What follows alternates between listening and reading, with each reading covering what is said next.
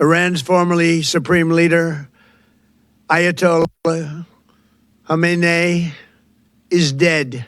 Ayatollah Ali Khamenei wasn't in hiding. The CIA and Israel's Mossad intelligence service knew exactly where he'd be. Inna lillah.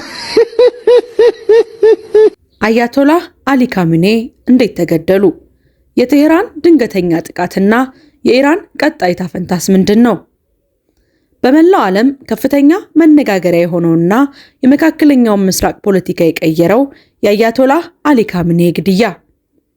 የኢራን መንፈሳዊ መሪ አያቶላህ አሊ ካሚኔ በድንገተኛ የአየር ጥቃት መገደላቸውን ተከትሎ ዓለም በስጋት ላይ ትገኛለች። ለመሆኑ መሪው የነበሩበት ቦታ እንዴት ሊታወቅ ቻለ? ጥቃቱንስ ማን ፈጸመው? እስከ ፕሮግራማችን ፍጻሜ ድረስ አብራችሁን ቆዩ። ዝርዝሩን እንደሚከተለው ይዘው ቀርበናል። የከፍተኛው መሪ አያቶላህ አሊ ካሚኔ የመገኛ መረጃ እንዴት ተገኘ? አያቶላህ አሊ ካሚኔ በከፍተኛ ጥበቃ በሚስጥር የሚንቀሳቀሱ መሪ ነበሩ። ታዲያ የነበሩበት ቦታ እንዴት ታወቀ? የአሜሪካው CIA እና የእስራኤሉ ሞሳድ ኦፕሬሽን ኤፒክ ፉሪ ተብሎ የተሰየመው ጥቃት ለወራት ዝግጅት ሲያደርጉ ነበረ። የአሜሪካ የላቁ ሳተላይቶች በቴህራን የሚገኘውን የመኖሪያ ቤትና ቢሮ ማለትም ኮምፓውንድ መኖሪያ ለ24 ሰዓት ይከታተሉት ነበረ። በመሪው ዙሪያ ካሉ ሰዎች በኩል መረጃ መፍሰሱን ዘገባዎች ይጠቁማሉ። በተለይ ቅዳሜ ጠዋት ከፍተኛ ወታደራዊ አዛዦች ጋር ስብሰባ እንደሚኖር የደረሰው መረጃ ለጥቃቱ መሳካት ትልቁን ድርሻ ወስዷል። የመሪው ቢሮ ውስጥ ያሉ የኮሙኒኬሽን መሳሪያዎች ተጠልፈው እንደነበረ ተገልጿል። ጥቃቱ የተፈጸመው የካቲት 28 ቀን 2026 ዓ.ም ሲሆን ምሽት ላይ ልክ በኢራን ሰዓት አቆጣጠር 2 ሰዓት ከ10 ላይ ነበረ። በኢራን መዲና ቴህራን ከፍተኛ የፍንዳታ ድምፅ ተሰማ። የአሜሪካና የእስራኤል ጥምር ጦር በፈጸሙት የተቀናጀ የድብደባ ዘመቻ የአያቶላህ አሊ ካሚኔ መኖሪያና ቢሮ የሆነው ግቢ በከባድ ሚሳኤሎች ተመታ። እጅግ ከባድ የፍንዳታ ድምጾችም ተሰሙ።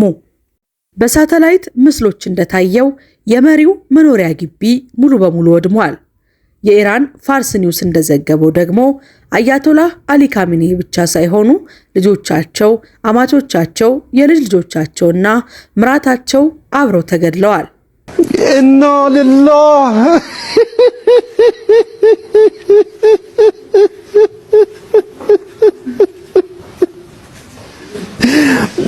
ኢና ሊላህ ወኢና ኢለይሂ ራጂዑን።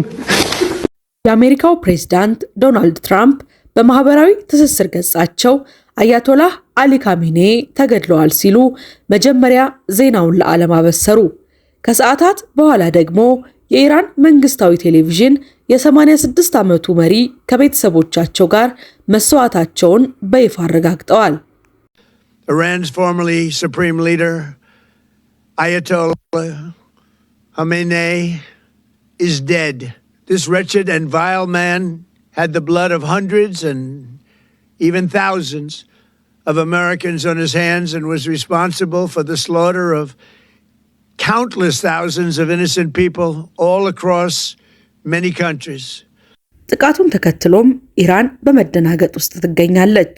መጀመሪያ ላይ ዜናውን የካደው የኢራን ብሔራዊ ደህንነት ምክር ቤት መጋቢት 1 ቀን ማለዳ ላይ የ86 ዓመቱ መሪ አያቶላህ አሊ ካሚኔ መገደላቸውን በይፋ አምኗል። በዚሁም ተከትሎ ለ40 ቀናት የሚቆይ ብሔራዊ የሐዘንና ለ7 ቀን የሚቆይ የመንግስት መስሪያ ቤቶች ዝግ ታውጇል። ታዲያ ተተኪው ማን ይሆን? የሽግግር ምክር ቤቱን በፕሬዝዳንት መስዑድ ፔሽኪያን እየተመራ ቢሆንም የካሚኔ ልጅ ሞጅታባ ካሚኔ አዲሱ ከፍተኛ መሪ እንዲሆኑ በሀገሪቱ የጥበቃ ኃይል IRGC በኩል ከፍተኛ ጫና እየተደረገ እንደሆነም ይነገራል። ዜናውን ተከትሎ የዓለም ገበያና ፖለቲካ ተናግቷል። ፕሬዝዳንት ዶናልድ ትራምፕ ይህ ለኢራን ሕዝብ ትልቅ ድል ነው ሲሉ ግድያውን ሙሉ በሙሉ ደግፈዋል። በሌላ በኩል እንደ ሩሲያና ቻይና ያሉ ሀገራት ድርጊቱን ቀጠናዊ ጦርነት ሊቀሰቅስ ይችላል የሚል ስጋታቸውን ገልጸዋል። የእስራኤሏ መዲና ቴል አቪቭ እና በሌሎች ከተሞች ደግሞ ህዝቡ የመሪውን መገደል ተከትሎ ወደ መቃብር ስፍራዎችና አደባባዮች ሲወጣ ተስተውሏል። ሃይማኖታዊ ጠባቂውና የበላይ መሪው ሱፕሪም ሊደር አያቶላህ አሊ ካሚኔ ግድያ ለኢራን አብዮት ማብቂያ ይሆን ወይንስ የከፋ ጦርነት መጀመሪያ? ለኢራን ሕዝብስ ምን አይነት ለውጥ ይመጣል? አሁንም ውጥረቱ እንደቀጠለ ነው። ይህንን ጉዳይ በሚመለከት የምታውቁት መረጃ በኮሜንት መስጫው አጋሩን።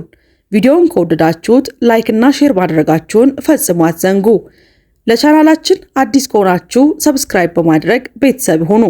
በሚቀጥለው ቪዲዮ እስከምንገናኝ ድረስ ሰላም ቆዩ።